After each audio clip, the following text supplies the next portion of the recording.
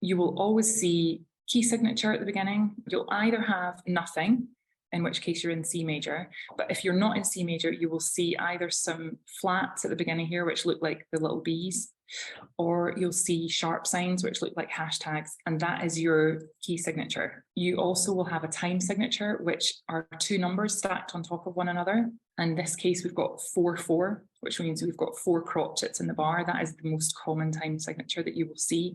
Lots of your sheet music will have that time signature on it. And invariably, I'm treating this as if we are musical theatre singers. So a lot of what we're doing or what's passing over our desk is musical theatre rep or pop and rock rep.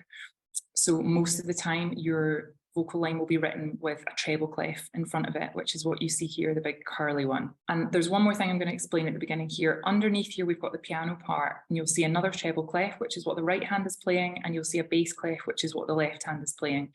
And you'll see that they're bracketed together, which means that that's one person or one instrument playing those two lines.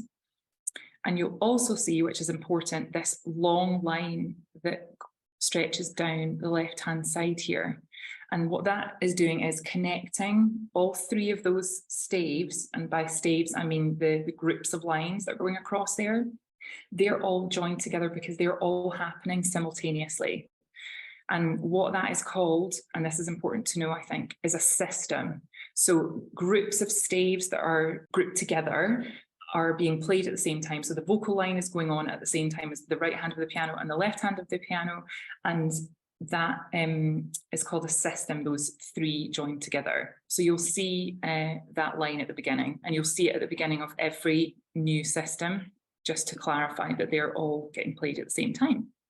So when we read sheet music, we go from left to right as if we're reading a sentence in a book, and we read to the end of one system, and then we jump to the beginning of the next system. So you're going to read those first 2 bars, and then you're going to jump down to the next system, and you're going to read the next lot of bars.